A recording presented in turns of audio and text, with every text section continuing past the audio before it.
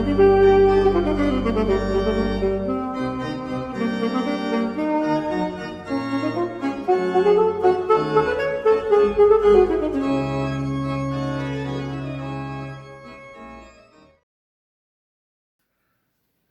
ho ampitombonao aminareo indray havana ny fahasoavan'i Jesoa Kristy Tompo, ny fitiavan'Andriamanitra Ray ary ny fampahiresana avy amin'ny fanahy masina. Amen.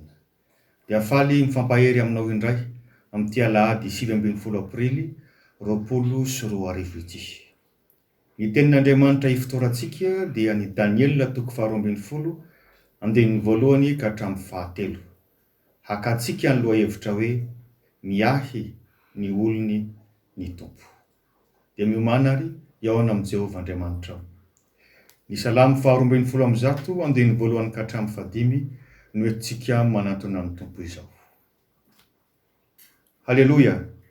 Sambatra ny olona izay matahotra an'i Jehovah sady mankasitraka amin'ny didiny indrindra. Hahery ambonin'ny tany ny zanany, ho tahina ny taranaky ny marina. Fananana sy harena no ao an-tranony, ary ny fahamarinany haharitra mandrakizay. Ao amin'ny maizina no posahany mazava ho an'ny mahitsy, mamindra fo sy miantra ary marina ireny. Sambatra ny olona izay miantra ka mampisambotra, tsy mba ho resy eo am-pitsarana izy. Amen.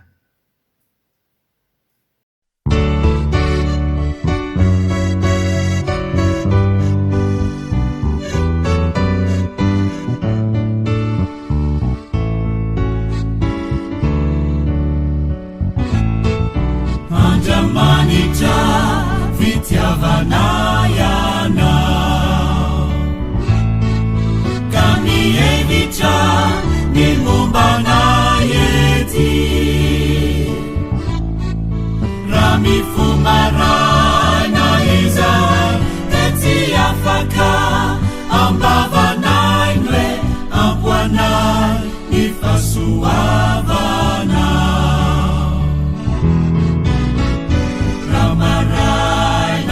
Balika ny andronay ety, ianao no masoandro ny aviany, na ny ali ny ririny na mandalo ety, ianao no kitana mitantana ny diva. Sani pululu campuna yawe izahai amira tukiana.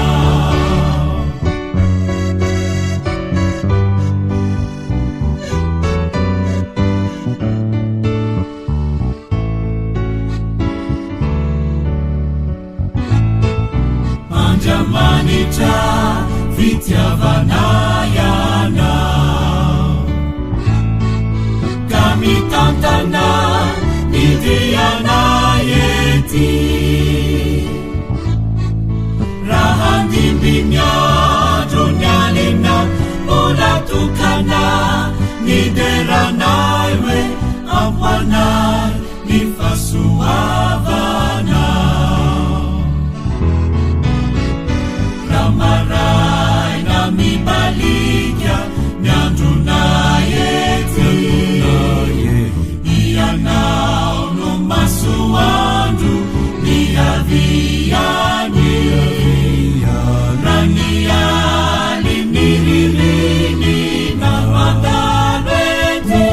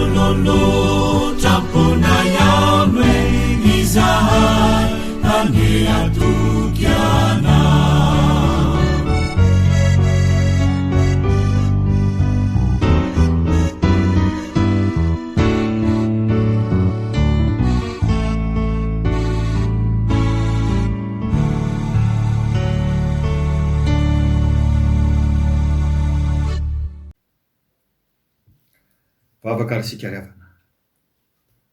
Miantso ny anaranao zay Andriamanitra rainay. Andriamanitra be famindrampo. Mamoa anay isa-maraina.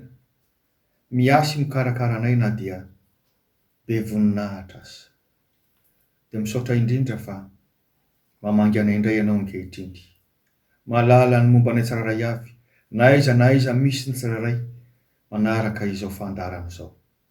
Dia mitenena Tompo, mampahereza. Aoka tsisy angahiahy izay. Aoka samy atakatra indray makindray izay. Fa ianao no tena pia tsara indrindra. Ianao no mahalala izay mahasoa anay. Ary ianao ihany no mahasitrana. Ianao ihany no mahavonjy anay. Dia amin'ny anaran'i Jesoa Kristy, Tompo sy Mpamonjy, nanaovanay izany vavaka izany. Amen.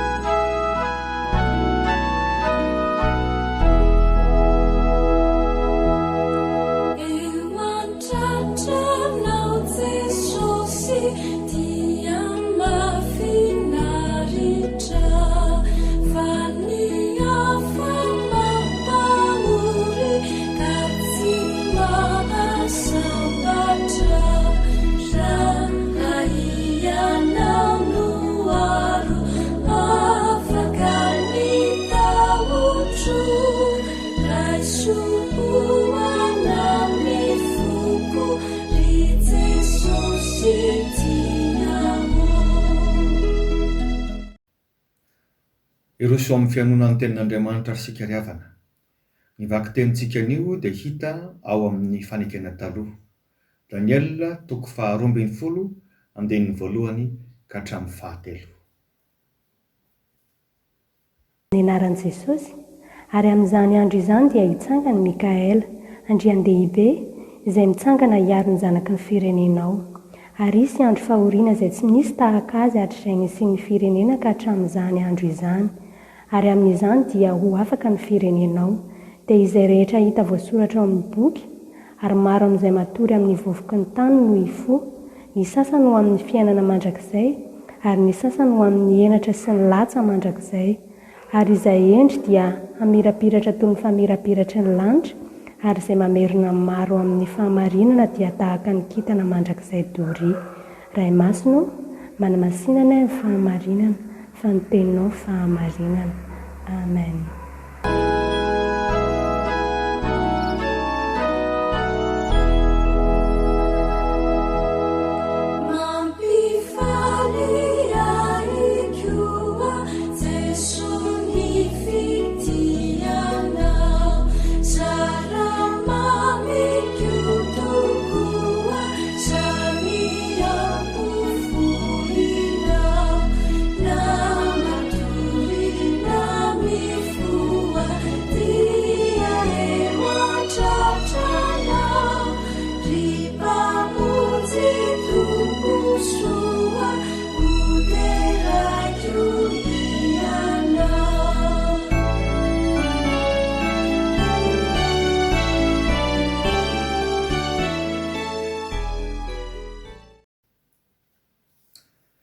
Dia mbola ho aminareo hatrany an'ny Tompo riavana. Daniel 12:12 andininy 1 ka hatramin'ny 13. Ary singanina manokana ny andininy 1 averiko vakiana toy izao amin'ny anaran'ny Tompo. Ary amin'izany andro izany dia hitsangana Mikaela, andrian-dehibe, izay mitsangana hiaro ny zanaky ny firenenao, ary hisy andro fahoriana izay tsy nisy tahaka azy hatr'izay nisian'ny firenena ka hatramin'izany andro izany. Ary amin'izany dia ho afaka ny firenenao, dia izay rehetra hita voasoratra ao amin'ny boky. Amen. Efa namparatao riavana ny lohahevitra banjintsika avy amin'izany tenin'Andriamanitra izany, Daniel 12:12 ka ny andininy 1 dia ny hoe miahy ny olony ny Tompo. Ny bokin'ny Daniel riavana no anisan'ny boky profetika indrindra ao amin'ny testamenta taloha. Azo ambara fa ny bokin'ny Daniel no apokalipsian'ny testamenta taloha. Sady manambara ny zava-misy tamin'ny vanim-potoana ny iainany no manambara ny amin'ny ho avy koa. Miahy ny olony ny tompo. Miahy ny olony ny tompo satria voalohany maniraka mpanompo eo amin'ny olony Andriamanitra. Anisan'ireny Daniel.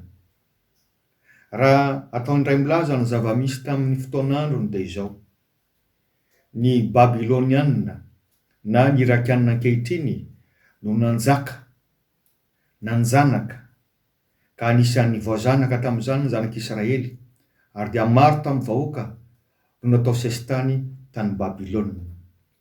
Izany fahababony zany dia nanomboka amin'ny taona 770 talohan'i Jesosy Kristy ka hatramin'ny taona 830 talohan'i Jesosy Kristy. Izany hoe efa ho 80 taona zany ry havana. Betsaka lavitra no ny fotoana tany anefitra. Mpaminany ny sedra fahoriana tokoa Daniel satria tao anatin'ny fahatanorana izy dia fa anisan'ny sesitany tany Babilôna miaraka tamin'ny vahoaka. Saingy feno fahendrena koa, feno fahatahorana an'Andriamanitra ka navita nandika ny hevitry ny nofin'ny Nebokadnezara, mpanjakan'ny Babilonianina, ary dia tonga mpanolo-tsaina ny mpanjaka Nebokadnezara izy. Ary dia tany ampahababona no namitany izany asa fanompoana amin'ny maha-mpaminany zany satria efa 70 taona mahery Daniel raha tonga ny fotoana izay namerena an'Andriamanitra ny zanak'Israely ho any Israely indray. Hoy isika hoe miahy ny olony ny tompo satria maniraka mpanompo eo aminy. Isaorana ny tompo naniraka ny Daniel ho an'ny vahoakany tany ampahababony, ary soa ihany fa efa nahamoy fo tahaka izay ny vahoaka raha tsy nisy mpanompon'Andriamanitra. Ry havana, tsarovy fa mariky ny fitiavan'Andriamanitra ny fisian'ireo mpanompon'Andriamanitra eo akaikinao. Mety tsy ho tanteraka arak'izay tadiavanao azy izy ireny, saingy misy planin'Andriamanitra iahinanao manokana amin'ny alalan'izy ireny. Mila mivavaka ho azy ireny isika, araka ny fangatahany apôstôly Paoly hoe: ry rahalahy, mivavah ho anay. Ry tanora, mijoro vavolombelona aminao aho. Tena fifaliana sy fitahiana manokana izany hoe mpanompon'Andriamanitra izany. Ninona zavatsarotra sedraina, tsapanao ny fitantanan'Andriamanitra, tsapanao fa ilainy ianao, ary velona ho an'ny hafa, fampahirezana ho an'ny hafa. Ary dia antsoko manokana anao tanora izay mbola hanofianarana amin'ny ambaratonga ambony. Mbola marina mandraka ankehitriny ny tenin'Andriamanitra milazany hoe raha misy olona maniry ny asany mpitandrina dia maniry asa tsara izy. Maniraka mpanompo eo amin'ny olony ny tompo satria miahy izy. Ary anisan'ny mpanompo ny anjely. Ny Daniel 12 dia toy ny resaky ny anjely tamin'ny Daniel, ary ny anjely Mikaela no miresaka aminy eto araka ny voalaza amin'ny andiny voalohany. Ary amin'izany andro izany dia hitsangana Mikaela andrian-dehibe. Mikaela moa dia efa niresaka tamin'ny Daniel ao amin'ny toko 10 andiny 17. Ary eto amin'ny andiny voalohany eto dia antsoina hoe andrian-dehibe izy, ary aseho ny tompo fa tena mpiaro ny vahoaka. Izany tokoa ny fomba an'Andriamanitra, manana fomba maro iarovana ny olony. Ry havana, na tsy voatery ho hitan'ny masontsika aza ny anjely, dia mbola manam-pahefana aniraka anjely hatramin'izao Andriamanitra hiaro antsika, dia hiaro anao izay olon'Andriamanitra. Araka ny voasoratra hoe ny anjelon'i Jehova mitoby manodidina izay rehetra matahotra azy. Raiso amin'ny finoana izany fiahiny anao manokana izany. Famarihana faharoa, miahy ny olony ny tompo satria manavaka tsara zany olony zany izy. Tena manavaka tsara ny tompo. Tsy misy adinony isika. Tsy avelany ifangaroaro amin'ny olona izay tsy nanara-dia sy nanome tsara velatsia. araka ny teniny rahateo, ataoko miavaka ny manompo ahy sy ny tsy manompo ahy.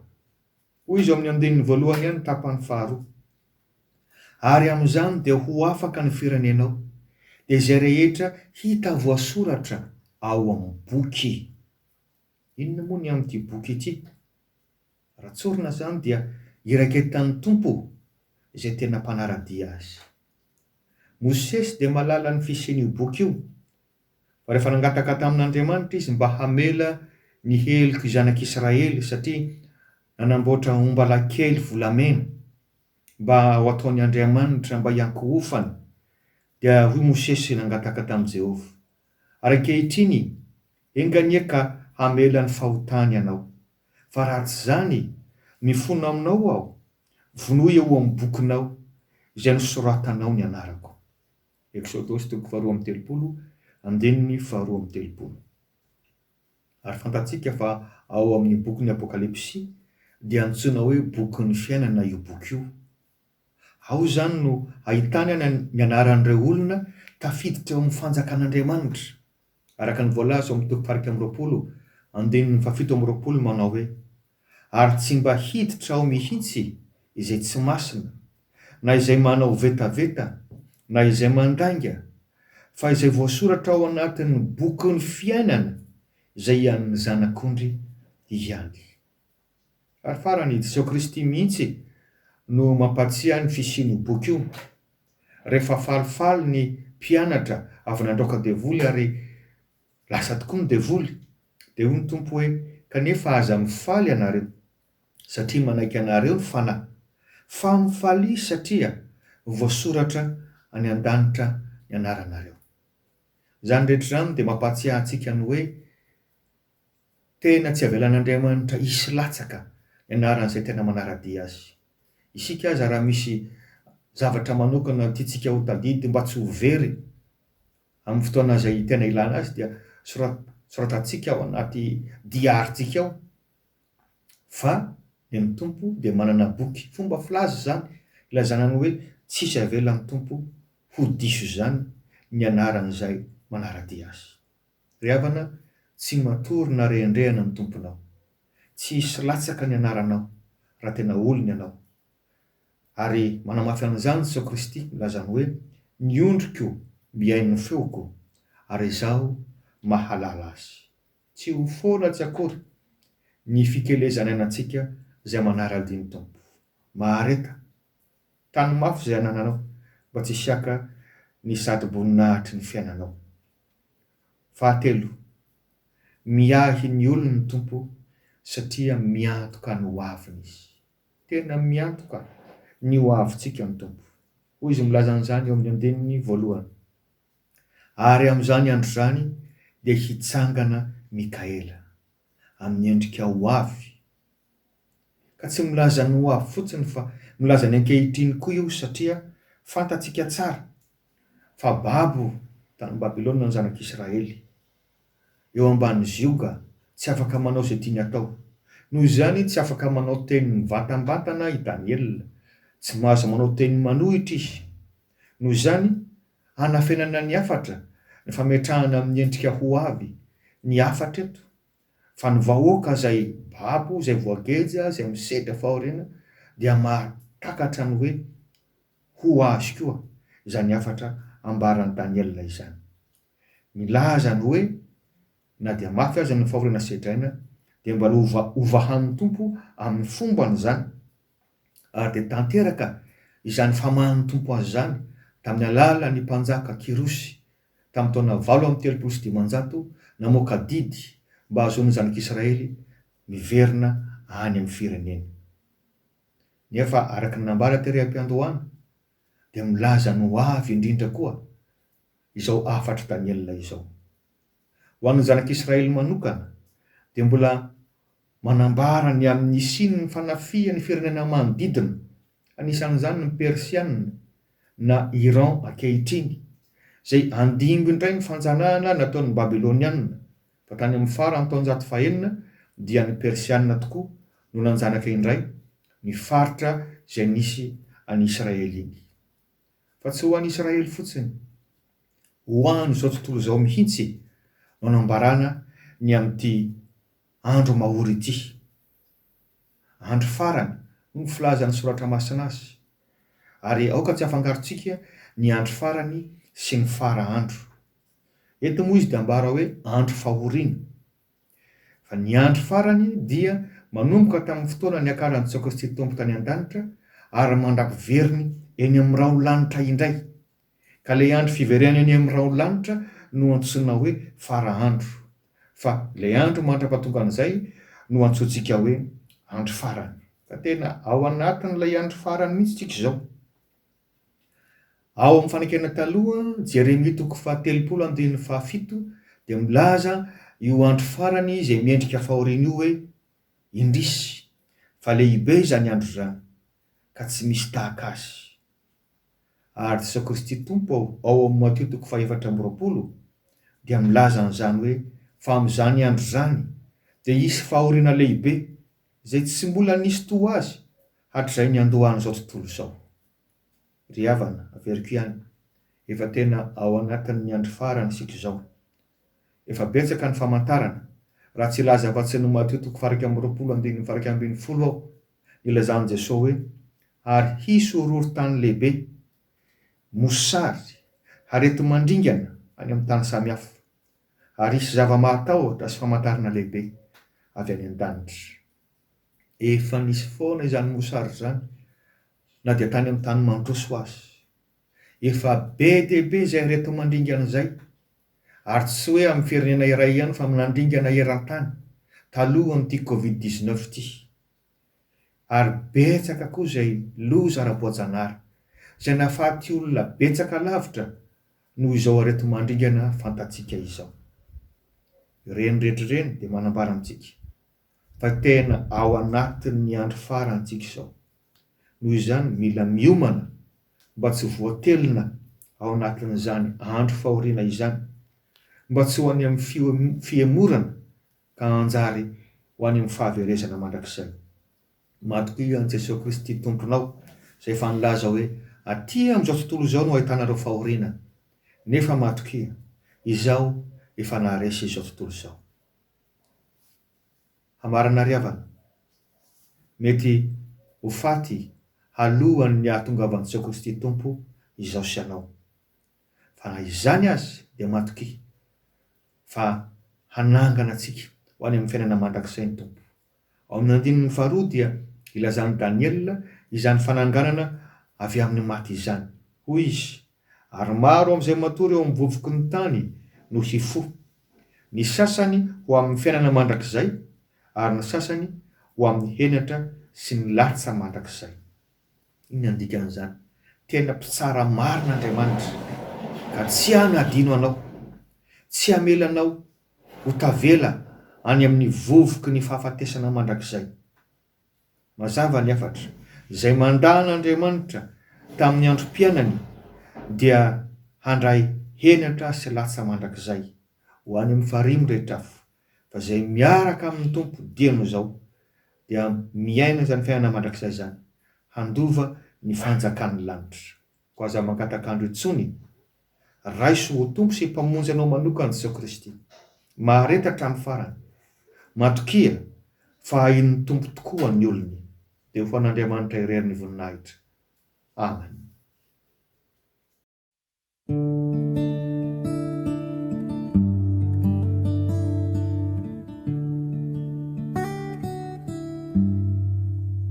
Mitonia zanako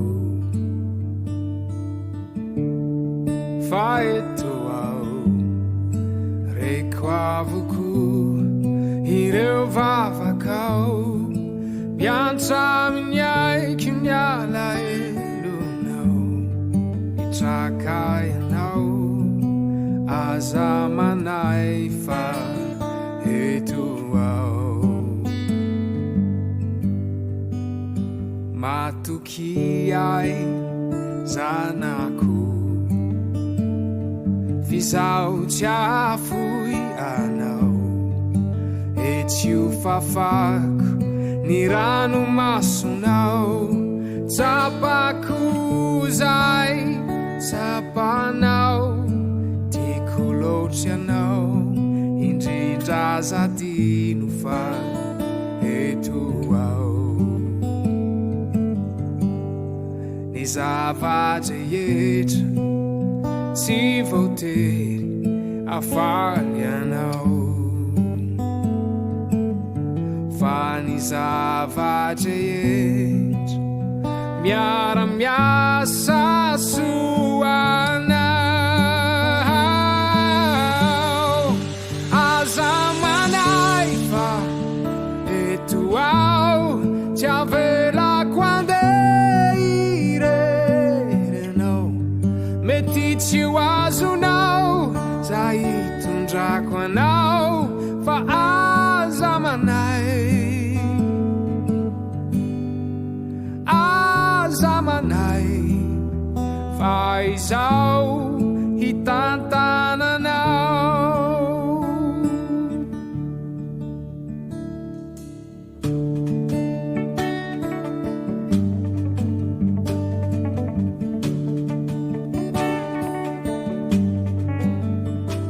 itonia zanako fa eto ampianariko zava-bavao ianao ny ampatanjakanao no antony izao haikio fa marary nefa nampianao hanakaiky ahy ny zava-drehetra tsy voatery hafaly anao fa ny zava-drehetra miara-miasa soanao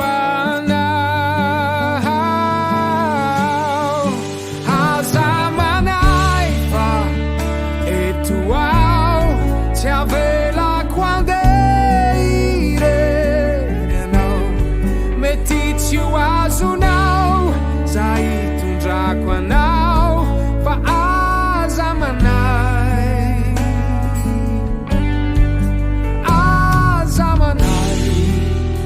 fa izao hitantananao ny zava-drehetra tsy voatery hafaly anao fa ny zava-drehetra miara-miasa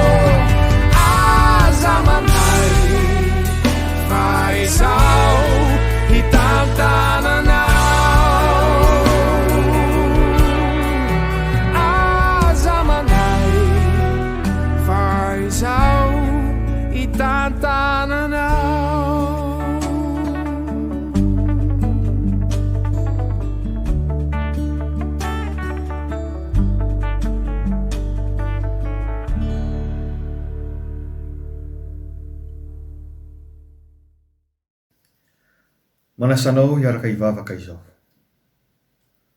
Tompo misaotra indrindra tamin'ny fampahiresanao. Dia matoky izay fa hitondranao aim-panahy ho an'izay rehetra niaino azy isany. Hitalaonay koa ianao mba handray amin'ny indra fonao izay rehetra nanalavitra anao ka mahatsiaro voatsindrana tampony.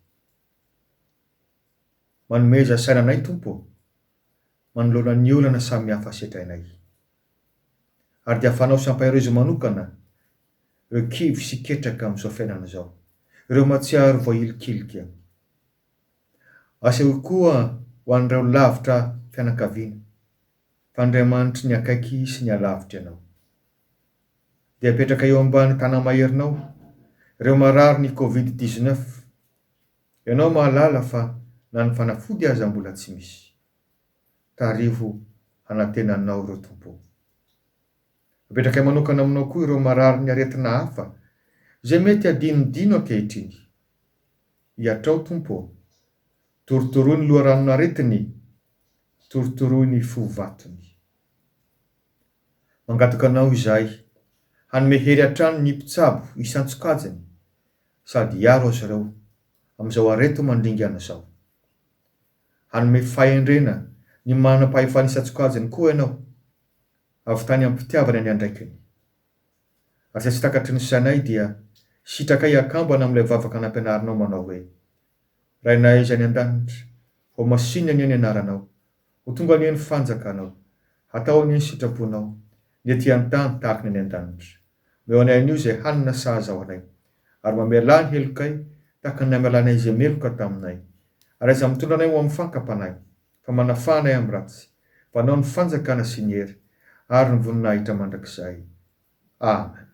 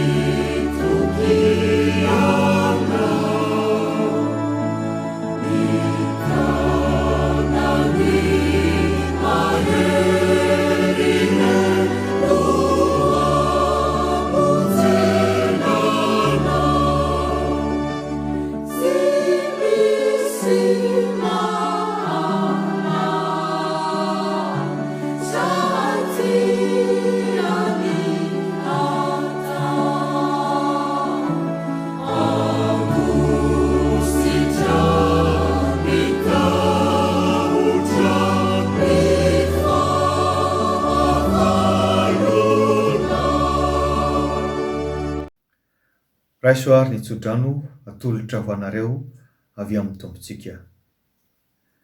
Ary Andriamanitra hahatanteraka izay rehetra tokony ho anareo araka ny hareny amin'ny voninahitra ao amin'ny Kristy Jesosy. Amen. Ho an'Andriamanitra irery ny voninahitra amin'ny anarany Ray sy ny Zanaka ary ny fanahy masina. Amen.